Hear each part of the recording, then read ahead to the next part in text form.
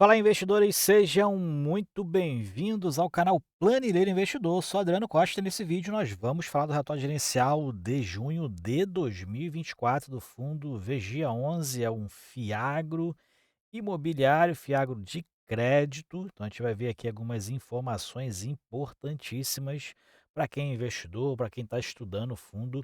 Então fique conosco até o final desse vídeo, beleza?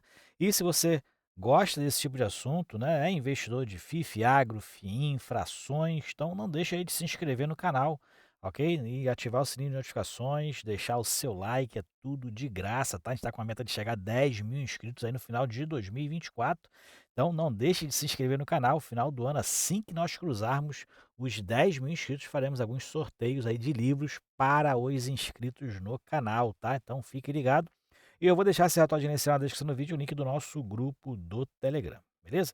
Vamos lá falar aqui do VGIA 11, tá? Por motivo de férias, não estou aqui com a minha câmera que, né, faz aparecer meu rosto aqui, tá? Então é por isso que nós estamos gravando aí sem o rosto, porque estou num período de férias, não estou aí, né, no meu lugar onde eu gravo aí os vídeos diariamente, beleza? Vamos lá então, vamos falar aqui do VGIA11, se não é impedimento para a gente acompanhar o mercado, né? Esse que é um fundo que eu tenho em carteira, meu maior fiagro aí, minha maior posição em fiagros, né? Tem um pouco mais de 800 cotas do fundo, tem aí aproveitado algumas oportunidades aí de preço, tá? O fundo baixou novamente aos R$ 8, então e diante do resultado apresentado, né, e das situações aí com o Languiru, que a gente vai ver aqui, pode estar sendo aí uma boa oportunidade ainda esse preço aí de mercado. Fundo que investe em CRAs, né, o fundo de crédito, investe em certificado de recebíveis do agronegócio, é para investidores em geral, tem aqui taxas de administração e gestão que giram em torno de 1,15%, tem previsão de taxa de performance que inclusive, né, a gente vai ver aí que foi cobrada a taxa de performance que é cobrada semestralmente, né, pagas aqui, como ele fala aqui, em julho e em janeiro, então veio no relatório de junho que foi paga agora em julho, né. Então, esse relatório já vem aí especificando a diferença, né, e como ela a taxa de performance aí é colocada ali dentro do relatório, beleza? Tem taxa de escrituração, fundo que anuncia seus proventos aí no 8º dia útil, né, e paga no 13º dia útil, e é administrado pela BTG Pactual e gerido pela Valora Gestão de Recursos, fundo que tem praticamente desde o início aí 2 fiagros, né, lá no final de 2021, fundo desde novembro de 2021, e é um fiagro de gestão ativa e um fiagro de crédito. Bom, aqui o que a gente verifica aqui que o fundo encerrou o mês de maio de 2024 com todo o seu patrimônio alocado, acho que é uma característica que o fundo permanece, né, com essa característica de ter todos os seus recursos alocados, às vezes até inclusive com alguma alavancagem, né.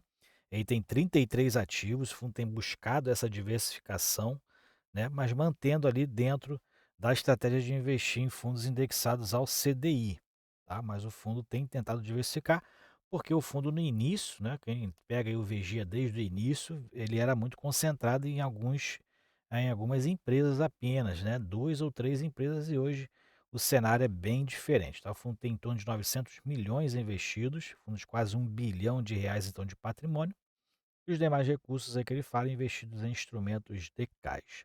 Em junho anunciou novamente 10 centavos por cota, né, contrariando aí muitos aí que o fundo ia cair e tal, o CDI está caindo, a Selic está caindo, e o fundo ia distribuir menos de 10 centavos, não sei o quê, mas o fundo mantendo aí, inclusive, o resultado desse mês foi surpreendente. E a rentabilidade líquida, CDI mais 3,4%, né, e realmente aí o fundo então está com a performance mantendo, né, a performance, e o que a gente está verificando, melhorando um pouquinho aqui a questão dos seus resultados. Bom, baixando aqui e vendo o que aconteceu mais aqui com comentários da gestão, primeiro semestre, ele fala que distribuiu 61 centavos por cota, rentabilidade líquida de mais de 13% sobre a cota patrimonial e mais de 16% sobre o preço de negociação na cota no mercado, em torno de R$ 8, né. E durante o mês de junho, o fundo adquiriu 40 milhões do CRA Mano Júlio, esse CRA aqui pelo jeito, eu acho que ele não tinha em carteira, tá, Mano Júlio nunca ouvi falar, curva de CDI mais 4,5%, 20 milhões do CRA Coppermil, curva de CDI mais 4%, então taxas aqui de médio, né, médio risco, né, mais ou menos. E fundo vendeu 8,5 milhões do CRA Santa Fé 2 e 29 milhões do CRA Cotri Soja. Então o fundo fazendo movimentações aí, né, para diversificação da carteira, adquirindo 60 milhões de reais em CRAs e vendendo em torno ali de 38, 39 milhões. Em junho, o fundo teve um volume médio de negociação de 1,9 milhões, isso aqui sim tem caído, né? A liquidez média diária no mercado secundário já foi superior a 2,5 milhões por muito tempo, né? Praticamente desde o início do fundo, e 1,9 milhões, realmente a negociação diária deu uma queda nesse mês de junho, tá? Mais de 164.800 cotistas, eu sou um desses cotistas. E se você não deixe de se inscrever no canal. Todos os meses a gente faz aqui a leitura, acompanhe o que a gestão está fazendo no Vigia 11. Se todos aqui tivessem inscrito no canal, seria muito interessante, tá? Então não deixe de se inscrever aí no nosso canal. 31,5% é o número de investidores listados na Bolsa de Valores que são investidores do Vigia 11. E a gestão tem procurado manter o foco aqui nos próximos meses, a aquisição de novos ativos para continuar essa diversificação aqui na carteira, tá? Então essas aí são as novidades principais aí, mas a novidade que veio mesmo aqui no relatório é falando um breve relato do CRA Languiru, fundo falando aqui sobre as questões que têm sido faladas nos últimos relatórios, né? Onde o CRA Languiru está inadimplente aí em torno de 1 ano já, né, cooperativa com certa incapacidade financeira, e o fundo tem procurado aí cumprir as garantias, né, e ele fala aqui sobre essa garantia, né, que é a planta de frangos da cooperativa, tá? Essa daqui, inclusive já está certificada para exportação da China e provavelmente parte ou a totalidade dessa, né, dessa venda, né, vamos dizer assim, desses frangos, né, que vão ser exportados para a China, vai ser para aí cumprir algumas obrigações com o fundo, tá? Isso aí, ele fala aqui que demora em torno de 90 dias, né? E a planta tem mais de 150 mil aves e vai contribuir bastante para a capacidade financeira da cooperativa e dos cooperados num processo e do processo como um todo. Então a expectativa é que aí para os próximos passos o fundo receber parte, né, dessas garantias, como ele tem inclusive aqui as medidas cobradas, né, medidas aí adotadas judiciais, extrajudiciais, para a execução dessas garantias e uma dessas garantias é exatamente a produção chave, né, da cooperativa, que são os frangos, beleza? Então o fundo vai monitorar e acompanhe com a gente nos relatórios, né, e vai colocar aqui as atualizações nos próximos relatórios em relação a essa execução dessa garantia.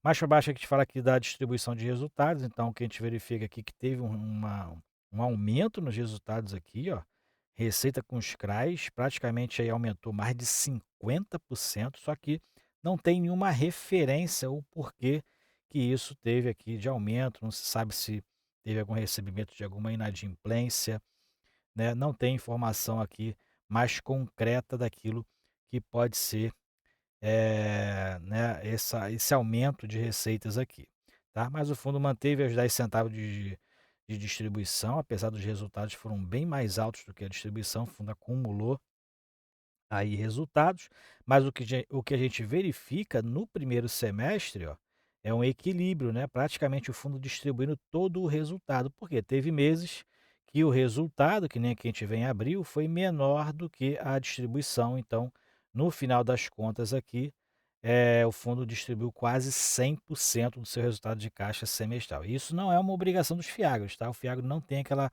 obrigatoriedade de distribuir 95% do seu resultado de caixa semestral, mas eles procuram basicamente seguir as mesmas regras, aí estipuladas para os FIIs, tá bom? Isso basicamente culturalmente, né, o que a gente tem visto é esse comportamento. Então o fundo teve inclusive aqui a taxa de performance, ó, mais de 2,2 milhões de despesas recorrentes, um aumento bem mais, do que observado nos meses anteriores, porque aqui já está considerando a taxa de performance que, pelo que a gente está vendo aqui, foi em torno de 1,3, 1,4 milhões de reais. Bom, mais para baixo aqui não tivemos muitas alterações, aqui são só as rentabilidades que o fundo, né, menciona lá em cima, né, através de gráficos. Aqui é o relatório, a carteira de ativos do fundo, então o fundo agora ampliou um pouquinho, né, essa diversificação aqui da carteira, com os novos CRAs lá que ele colocou dentro desse portfólio, tá? E o fundo tem buscado ainda estar bem concentrado no Fiagril. Provavelmente o fundo não tem se desfeito, porque apesar é uma grande empresa aí do setor, né?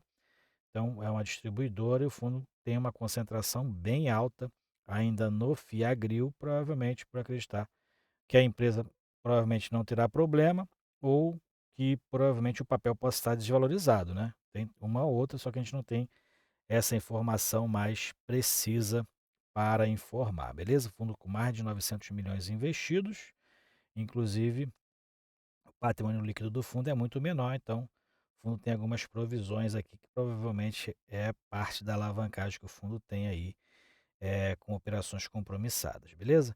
100% da carteira ainda é pelo CDI, então o fundo mantendo a política aí, investir em CRAs indexados ao CDI, né, 100% dela. E esses são os segmentos, os principais segmentos: cooperativa e distribuição. Esses são os estados aí que o fundo que investe, né? Esse é o histórico aí desde quem participou das emissões, né? Foram 4 emissões. Nada mudou aqui em relação ao relatório, né? Basicamente, o que a gente verifica aqui é a rentabilidade, né? CDI mais 6,37, que foi no mês de junho, em relação à distribuição, e esse é o detalhamento dos ativos que você pode verificar aqui, né? Por exemplo, né, esses impactos que as questões climáticas ocorreram lá no Rio Grande do Sul, você pode observar os CRAs que estão localizados lá e verificar se a atividade pode ter sido impactada ou não, né? Através aqui das informações, e você pesquisando no próprio site aqui da empresa, né, tomadora do crédito aí, com relação ao VGA11. Beleza? Aqui tem todo o detalhamento e mais para baixo, para a gente encerrar, vai falar sobre a rentabilidade no mercado secundário, né? Na verdade, a liquidez aqui, o fundo encerrou junho a 7,79, o preço de fechamento, acho que foi o menor preço aí, né, de encerramento, se eu não me engano, tá? Pode ser que algum mês anterior, mas eu acho que foi o menor de preço de fechamento, tá? O preço já chegou aí a 7,10, né? Eu peguei as cotas a 7,10, 7,15. Esse é o preço de fechamento do mês.